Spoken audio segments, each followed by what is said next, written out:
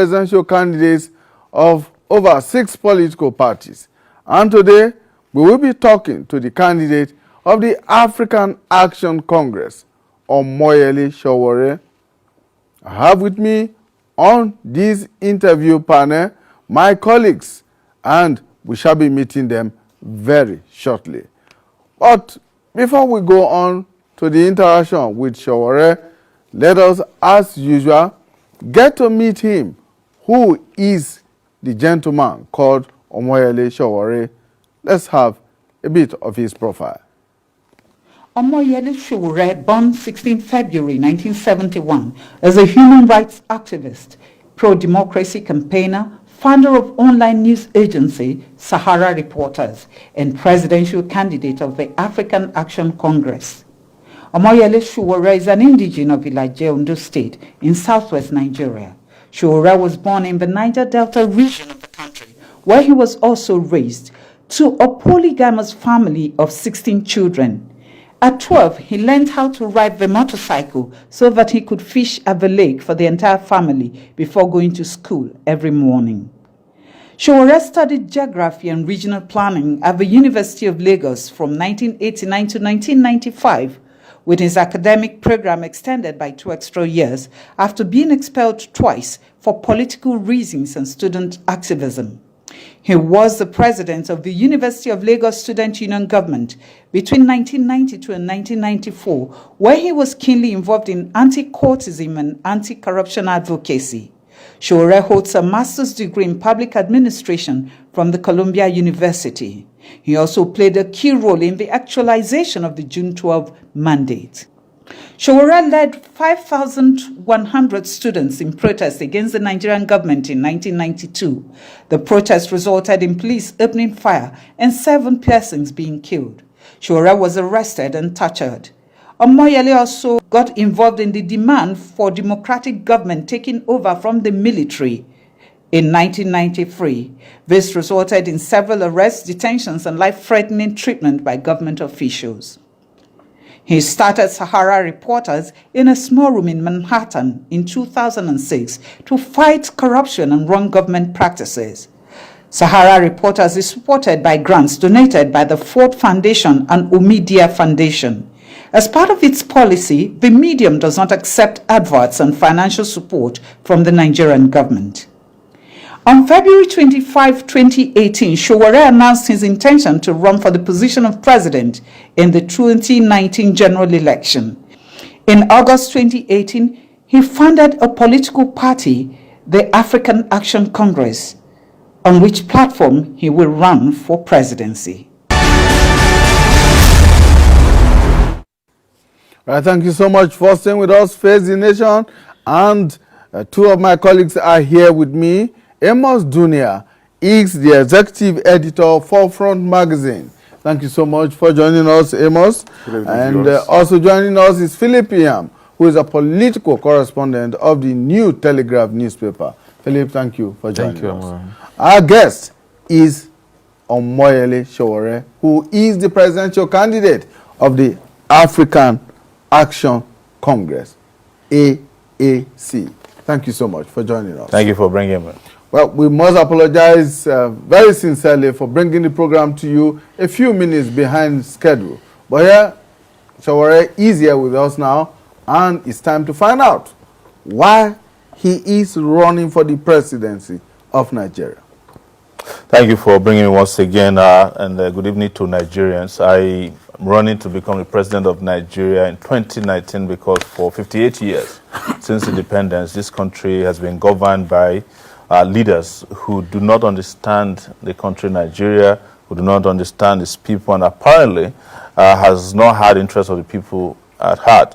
And I have been through 7 presidents in my lifetime since 1989 when I entered the University of Lagos, and have seen how the last president was better than the next one up until today, because the standards for running a government has been completely absent. And where we are today is that Nigeria has been left broke, with huge unemployment numbers, with children out of school, becoming a country where you're likely to die before you reach the age of 5, and recently became the country which is the poverty capital of the world, whereas other West African countries or other sub-Saharan African countries are doing better than us. We are getting worse. But we stand here deceiving ourselves that these things will change if we don't change the players who are gaming us in this country. And people like me who have always stood on the side thinking that we can help them shake the trees when the fruits are ripe, would have a different country if we don't step into the ring. I've suddenly realized that we are deceiving ourselves. I'm 47 years old. The people who fought for independence in Nigeria started doing it in their 20s. The Azikiwes, the Awolowas, and the Ahmadu Bellos, the Tafawa Balewas made this country even a better country in their 20s. As a matter of fact, President Buhari was 34 years old when he was the Minister of Petroleum Resources.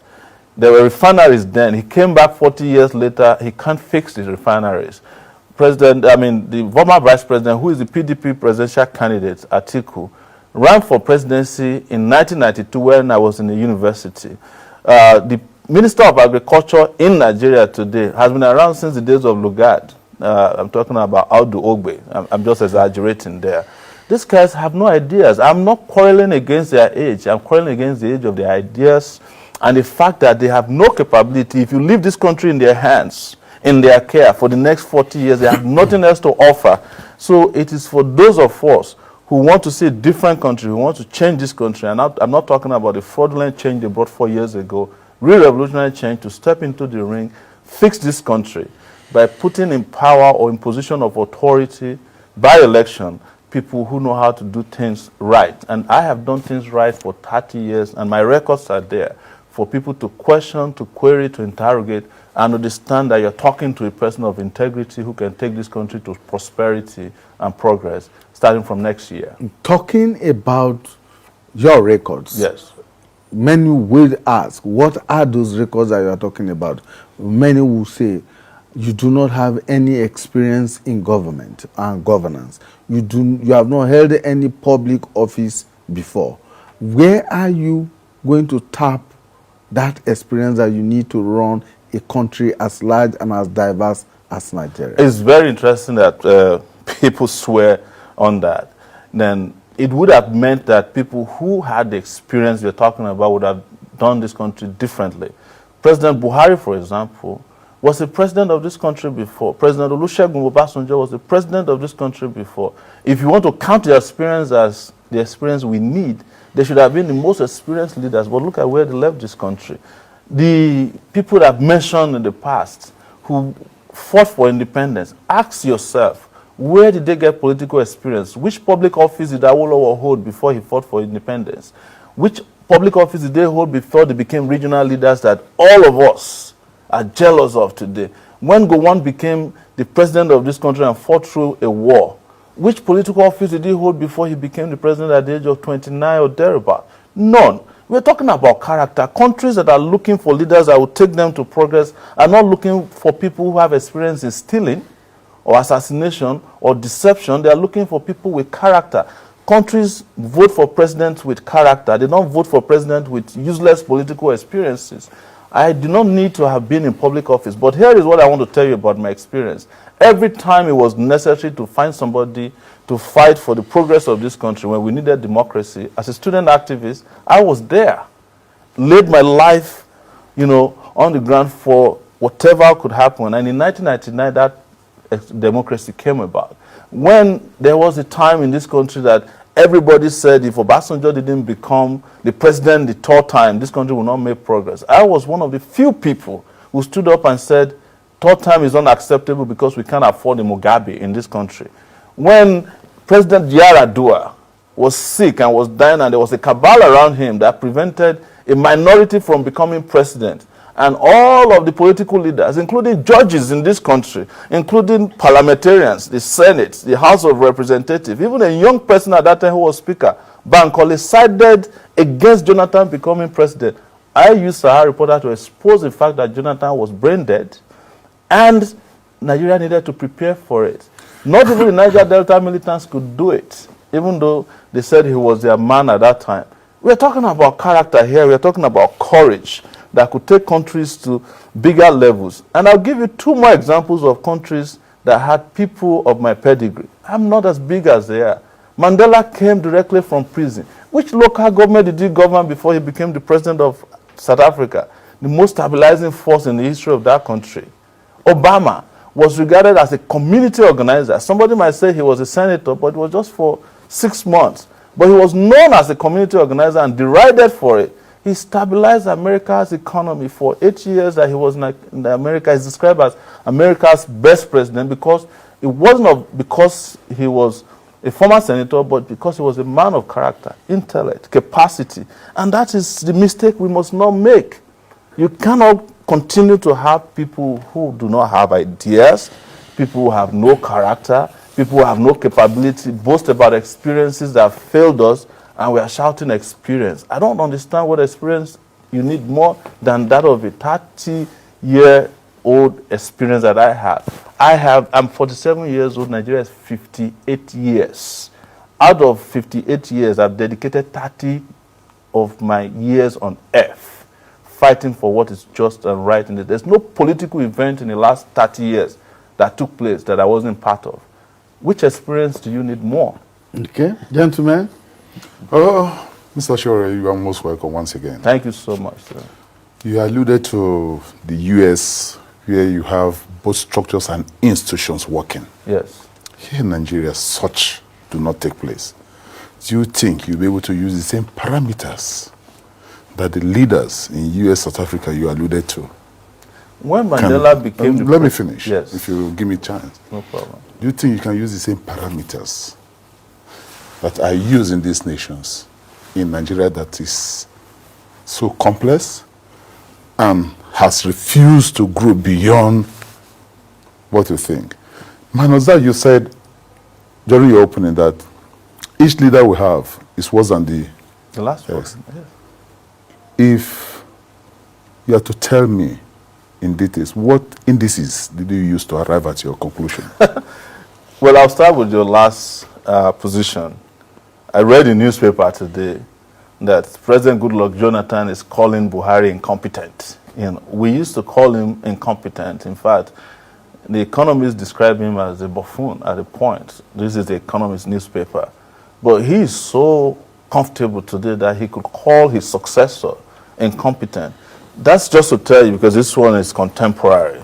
You know, but let me go back to the issues you raised. You see, institutions and structures are not built on their own. They are built by men of character. When you are talking about the U.S., what is keeping the U.S. going is not just those institutions.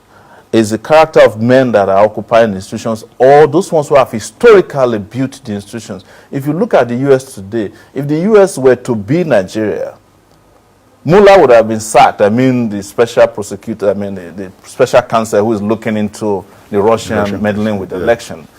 It's not as if President Donald Trump can't sack him. But the country's conscience, which is behind this institution, its history and pedigree, will not allow that to happen.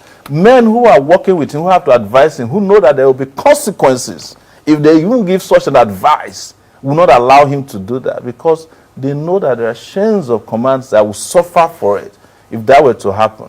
But you talk about South Africa. When Mandela came, South Africa was an apartheid state. It was the courage of his conviction and morality that helped to open up the space for black participation. If it wasn't Mandela, it would have been a different story. So the institutions are there. They are still there today. But it took one man, Mandela, to change South Africa from an apartheid state to a democratic state. Those are what we talk about. That's why I'm not here talking about my years as a student union leader, which could count for experience, because I did better than most state governors when I was a student leader, honestly, in this country. Because at the time in this country, the duty of bringing about democracy, which was what was most important for Nigeria, was on our shoulders when we were in our 20s. But there were military administrators all over the place who were jostling around stealing money. There were civilians who were helping the military suppress our democratic aspirations. But nobody counted that as experience. That is experience. I tell people, if I were to be an army in the army, I would have been retired by now as a full-star general, going by the number of wars I fought and the scars that I had to show for 30 years of consistently fighting. But here, who cares?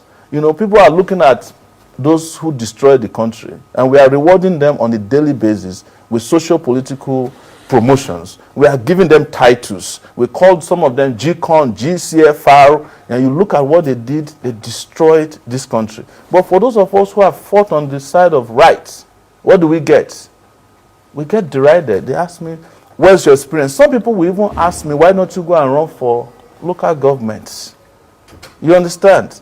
And this country is being run by people who never did half of what I did. In fact, in honesty, and history can bear me witness, even though they don't teach them in schools anymore, when so many of these characters were hiding under their bed in the 90s, we were fighting on the streets for democracy that they are now benefiting from.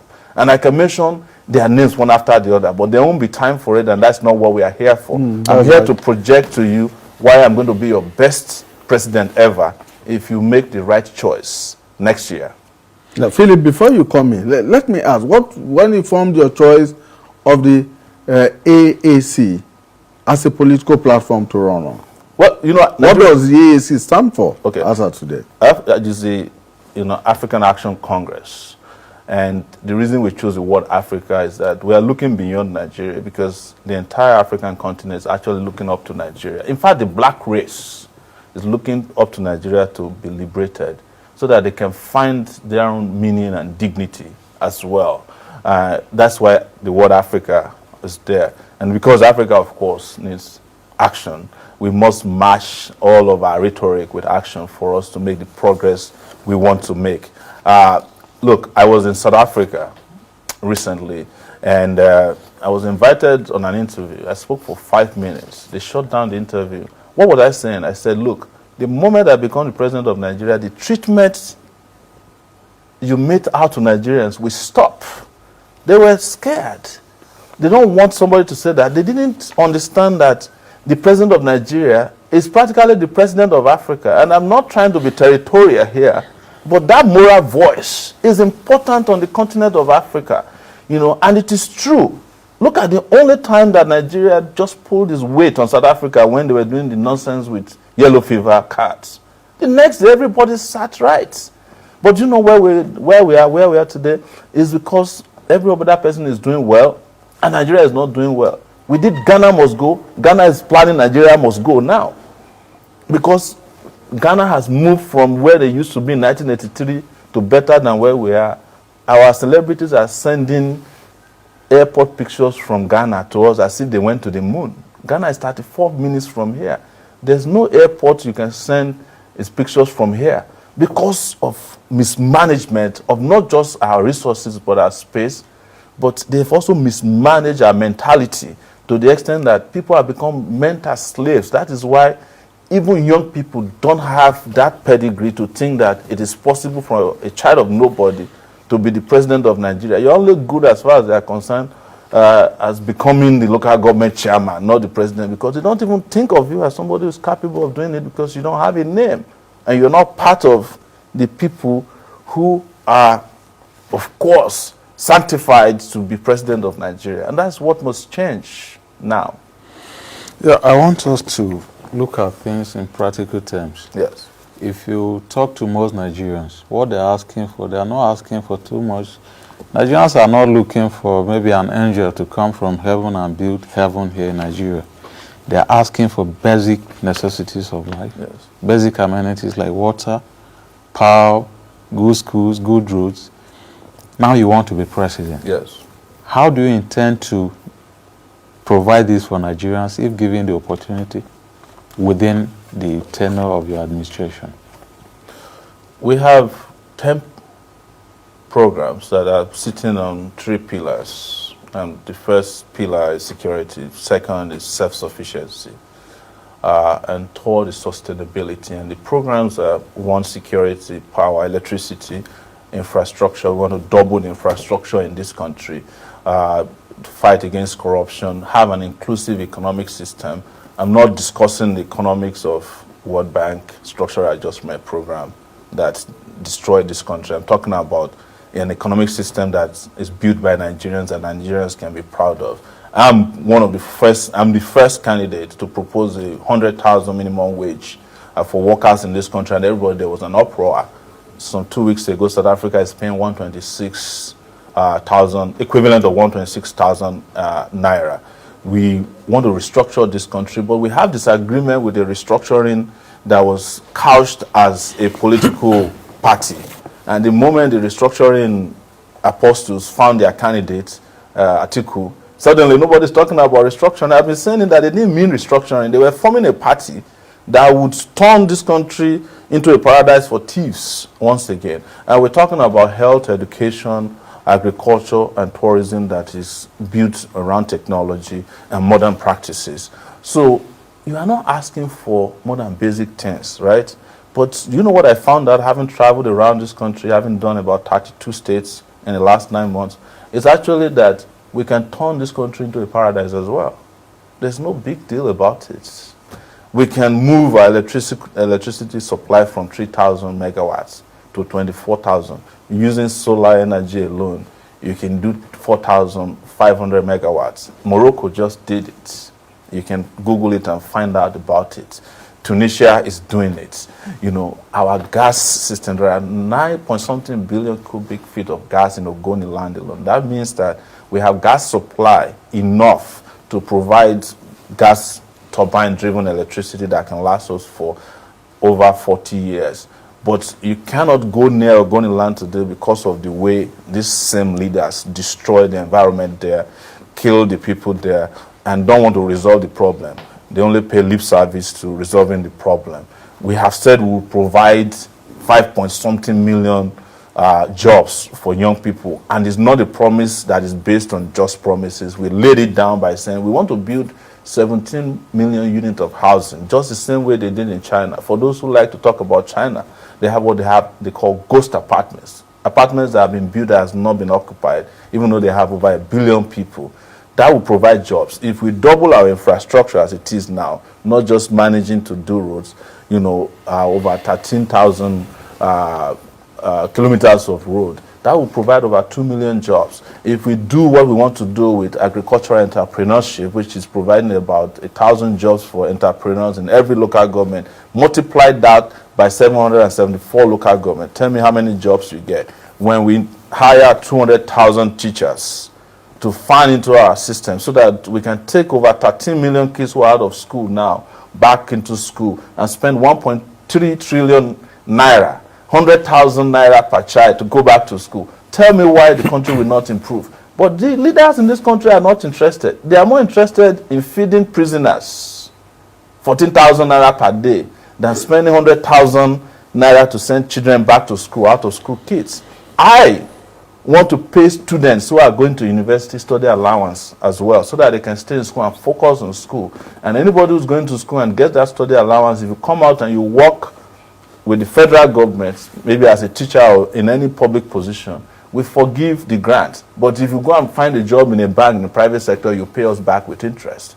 That's how it is done in other places. I'm just giving you this because I know there's not enough time. And this is the reason why I cannot wait to debate so many of these guys. And you heard that we're excluded from the debate because they're afraid of these ideas that will ignite growth, the kind of growth and development that will make Nigeria live above the basic necessities of life. We've been talking about basic necessities of life since I was in primary school. We should not be talking about that anymore. People are entitled to live on paradise on earth if their countries can afford it. And our country has shown that they can afford it. But can our country afford it? Absolutely. Because the next question will be, how are you going to fund all of these that you talk about? In a country where governments, state and federal, are saying they are unable to pay 30,000 naira minimum wage. They don't want to pay minimum wage. They are not interested in minimum wage. They are not interested in paying wages, period. These guys are slave drivers. Let me explain why that is the case to you. There's an argument going on between Fayemi in Ekiti State, Kayode Fayemi, and his former governor, Fayose. And Fayemi found out that Fayose had 18 billion naira given to him through the Paris loan refund. He never paid workers. Why? Because they needed the money to do elections so that he could put his puppets to cover up his behind for him. Fayemi probably would do the same thing, because the money that was supposed to use to pay workers in Ondo State was used to help Fayemi do see and buy in Ekiti. You understand? So why would they pay workers when the money that is supposed to go to workers is more about money they're interested in using to buy voters? These are the kind of leaders you have. They're not interested in paying workers. The one in Kogi State. You are making some very weighty allegations. You are making I'm a presidential candidate. Allegations that you possibly cannot back up with facts. I will back up with facts. Look, I'm in this country. I'm also a reporter. Like every one of you sitting here, whether you don't accept me or not is a different issue. But I'm a reporter. I run Sahara Reporters. I have backed up all this. In fact, so many of the allegations that went to court now that they are trying in court, they first of all appeared on Sahara Reporters. So I'm not lying. I'm not lying that there was Paris reforms that were stolen by governors. There was a governor in Zamfara State, and this is not an allegation, who was given Paris reform, and he went and bought homes in America with it. I went and obtained the pictures, I obtained the documents I wish he bought homes with. But because he was friends with the president, he was trying to marry the president's daughter, nobody touched him till today. The governor who was found collecting dollars on tape, is that one allegation too? Why is there nobody touching him? So these are not allegations, we have facts on the ground. But instead of trying the governor, you are running after the reporter who exposed him and claiming that it's fake tapes. Mr. Shawore, Yes, you are an activist, no doubt. yes. And there's nothing wrong with activism. No, there's nothing wrong with it. Yes. Some of us are too. Yes. Why do you think people don't take you serious You think in people this don't- race? You think people don't take me serious? No, the perception outside there. Where Does it do make you it get- look as... so here is where I will ask you for the facts. Yes. Where do you get the facts from that there's a perception that people don't take me serious? I interact with people in the community. But your personal interaction is not enough. It's not empirical enough. It might be that you have a bias for the people you interact with. No, the question If I I've wasn't asked, taken serious, Yes. why do you think they don't want me to be in a debate? it could also be presidential part debate. of the lack of seriousness they think of. Lack of seriousness? And you think Buhari is serious and Atiku is serious? You tell me. No, but beyond that, No, we are your having an activism. argument. We are journalists. yes, beyond your activism, No. beyond your activism, Beyond my activism, Yes. I just read to you my educational background. I attended the University of Lagos. Good one. Yes. I have a master's degree. Yeah. in Can you allow public me to ask the administration. question? Yes, go ahead and ask the question. beyond your activism, Yes. you come from a very rich cultural background, the Southwest. Who gave you the impression that... I'm a Nigerian, first and Okay, foremost, so I understand I want that. you to land, yes. Yes. You come from a very rich cultural background where we have respect and honor and revere elders. Yes. You are considered as somebody that use some very foul languages on people. Like and you what? want to rule. Like what? I've been here since... What foul language did you detect in my countenance? Or So my many. I expression? cannot continue to... No, espouse them. we've been interviewing, and I want you Yeah. to take me up on that because you are No, but I've listened to you. We gentlemen, we have very limited you are a time. reporter. Let's go you are to the confronting a substance of our presidential case. candidate, Yes. and you are on national TV. You can't be flippant. With due respect to you, yes. Another word. No, you can't afford to be, because people are watching us. People That's are why I say listening you to see, us. you've used And another word. It's not. It's about the future. No, flippant is not an insulting word, but I consider it flippant for you to say that people But don't it's take me derogatory, serious. you know? It's derogatory for you to say that I'm not being taken serious when I've traveled around 32 states in 9 months. I have an agenda. I have spoken to crowds around this country. I've been to palaces. I've been to schools. I've been to churches. I have been to town hall meetings, not only in Nigeria. I've been in Canada, I've been in the US, I've been in the UK, I've been in Australia, traveling over 26 hours. And you say people don't take me serious. People are donating to our campaign. You say they don't take me serious, both locally and internationally. Yes, I'm the only one who has raised money publicly and transparently. And you think people don't take me serious. That's why I said it was flippant, with due respect. Okay, Mr. Shawore, many Nigerians are watching, Yes. and they are beginning to tweet at us. Yes. Now, one of the tweets that are just coming comes from Esco, and who says, who wants you to respond to this question? How do you intend to govern without having corrupt persons in your cabinet? Thank you. So, the assumption that every Nigerian is corrupt is what that government will lead you to. That there are a lot of Nigerians who are not corrupt, but the kind of system of governance, of patronage that we've been running over these years have only promoted the interests of the greedy, and we have been servicing the greedy to the point that people don't even know that there are Nigerians who are honest within Nigeria and outside Nigeria, who can help lead this country to prosperity. A lot of them professionals who are doing so well. And our campaign, as it is, we started 9 months ago as a movement, has so many of those Nigerians. In fact, we have gotten to a point where we have a shadow cabinet in place. But if you're in doubt about my pedigree and integrity, I did Sahara Reporters for 12 years. I wasn't the only person there. I had reporters, and you can ask anybody who knows some of our underground reporters. It is against our own rules to even accept what they call communique, which is the envelopes that they collect when they go and cover events. If I do not have enough money for my reporter, I don't send you to work. And when I started Sahara Reporters a year ago in a lab in Lagos, I promised that anybody working in that lab will not be paid less than the minimum wage that I'm proposing today. And that's exactly what I did. But you know what? It didn't take more than 2 months after I started when they came after me. They seized the money through a law court in Ilorin. The Senate president seized the money. Of course, I just won the case in the Court of Appeal, and we're waiting to get out our money now. So, and that leads me to your question about cultural respect. If you know what the elders of this country have done to us, you know that they don't deserve respect. In fact, we are nice that we still see them and respect them. They've destroyed what could have been of our dignity. They've brought poverty, they've brought diseases. They've stripped us. That is why when you travel abroad, when other people are being separated and treated by human beings, they ask dogs come and sniff you because you are Nigerian. It's these elders that you ask us to respect that did it to us. Our elders, so many of them, especially the political leaders, don't deserve any respect. I'm saying it without apology. But there are elders in this country who deserve respect, and we respect them, and they respect us. Yeah, you talked about the minimum wage that we can pay, but some of these governors don't just want to pay. They don't want to pay. Right. Now, if you are president, how will you get them to pay? One, the governors have immunity. Yes.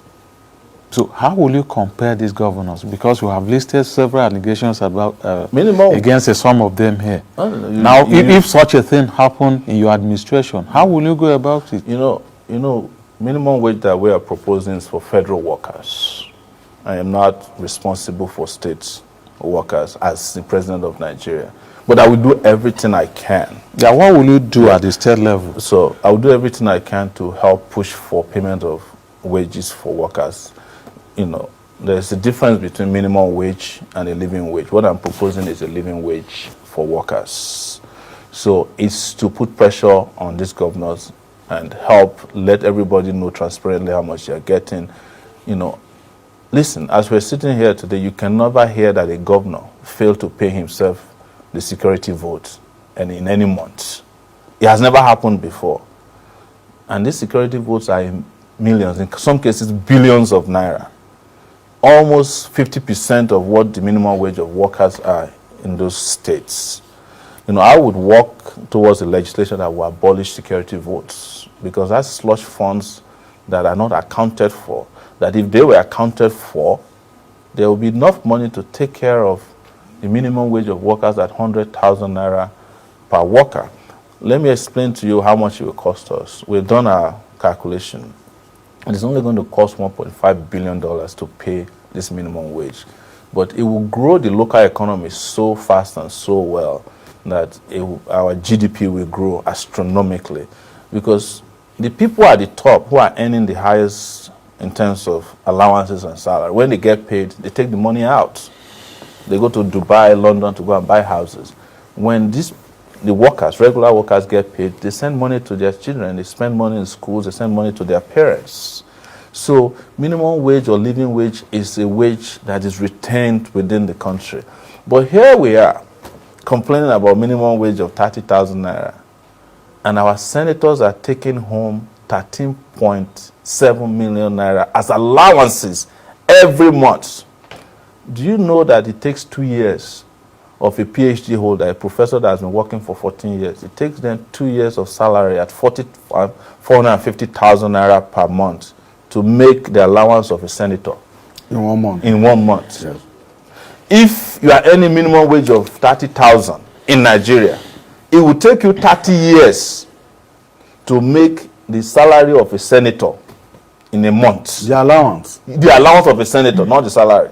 And you have not added the extortion that they carry out in the name of oversight in ministries, departments, and agencies of government. Something that we stop. Look, we should not be deceiving ourselves sitting down. We know all the problems. All the journalists, we know all the problems. Yeah, I Yes. want to ask you this question. But before you ask that question, let me quickly say here, we've been getting a lot of tweets. I And can one of imagine. them is from Olumese Ahigbe, Yes. who says, we take Sowore seriously. Yes, I'm surprised that our colleague said that people don't take me seriously. But we'll resolve that when we get out of here. But Ahigbe also asks that you speak the truth in a raw way. Well, it's what is needed at this time. We have been raped and destroyed in the rawest manner. And to retrieve and recover from that situation, we have to speak truth to power in the rawest possible way. You have to our leaders are tone deaf. And that is starting to affect the followership as well. So to break through that ceiling that is preventing people, that's made people very complacent and reticent, you have to go beyond this. That's why we call our campaign Revolution Now. And Victor is also reacting to the statement you just made about paying 100,000 naira as minimum wage to federal workers. Yes. And his question is, won't that create anarchy in the system if the workers at the state level Yes, are so much left disequilibrium. unattended to? No, there won't be disequilibrium. There won't be disequilibrium. You see, what is there is that whatever is happening at the federal, the federal government shares money. Every revenue that comes to Nigeria is shared between the federal and the state and the local governments, right? And what happens to us is that we need 1.3 billion to pay minimum wage of 100,000. But we are stealing 5 billion every year from the public purse. So if we add another billion, we'll be able to pay state workers, or let's say we add another 2 billion, which makes it 3.5 billion. We'll be able to pay state workers this amount. But the state workers have to fight for their life, that when the money gets to the governors, they pay the monies to them. It's not only salaries that governors are stealing. Governors are stealing local government allocation with impunity in this country. We know that, right? So you cannot continue with, so it's up to people to also not vote for thieves as their governors. You have to look for a Sowore in your state as well and vote for him in the next election. Look for a Sowore as a senator. Let me tell you, the other day I was asking that we abolish the Senate and have a unicameral legislative system. There was an uproar in the country. A few days ago, some senators and I think House of Rep members gathered together that they are looking for a parliamentary system of governance. What is the parliamentary system of governance? It's pretty much a unicameral legislative system. Where do you think they are coming from? Huh? Where do you think they are coming from? Because the ideas that I have been speaking to is beginning to percolate into the system, because people are following me and they are looking at it and saying, this young man has got great ideas. Due respect, senior journalist, I was the one who proposed June 12 as Democracy Day. Today now, I heard the other day that the House of Reps has already passed a law that will make June 12 Democracy Day. And those were the ideas we fought for when we were young. So it's coming from the understanding that the bicameral legislative system is too expensive. The main question I and wanted wasteful. to ask you earlier Yes. is, you've proposed so many things you want to do. Yes. Minimum wage, Yes. infrastructure, education, and so on. Just a few days ago, one of the governors, as a matter of fact, the chairman of the Governors Forum, came out to tell the nation that the president told them that the economy is down. Nigerians should wait and expect more hardship. And now, you are contesting. If you win with a very tattered economy, how do you intend to cope or actualize all the things you are putting together? With a lot of external borrowing by state and even the federal government. You know, nothing is as bad as deception. This is the same country in which they said through the Federal Inland Revenue Service alone, they said they've made 5 trillion naira in taxes. Is this correct? That's what they said. Yes. What is Nigeria's budget? Nigeria's budget, 8 something. trillion. That means that from FRS alone, you've covered a huge percentage of your budget. More than 60%. Exactly. This same year, $320 million was returned from Abacha loot into, that wasn't budgeted for. So extra money, right? Even JAMB said they made money this year. Trillions. No. The Port Authority claimed they made money. EFCC said they recover over 540-something billion naira from people who stole from the past. So who is lying to who? You see, they are telling you... You've not come to the oil sector. I'm not going to go there because I'm talking about areas that are not where we naturally get funding from, of course. Revenue from oil sector, I'll go to that later. Because, for instance, the Minister of State for Petroleum Resources, Kachuku, said that Nigeria lost $60 billion to a particular law that was supposed to apply to oil wells that was of a certain depth. They gave them about 10 years of grace not to pay royalties. Now the 10 years is passed. So they are supposed to pay royalties, and from those royalties, we're supposed to get $60 billion. That's just from one law alone. But because nobody is out there in control of the economy of the country, there's no leadership. With due respect, this country is without government. We only hear from government when things are failing. You don't hear from them when things are going well. But guess what? These same people who are telling you that the economy is going down, when it's time for the election, money will be popping out from everywhere to buy voters. Because the money that's supposed to be used for the development of the country, they are hiding it somewhere for election day. That is the crime that leadership is in this country.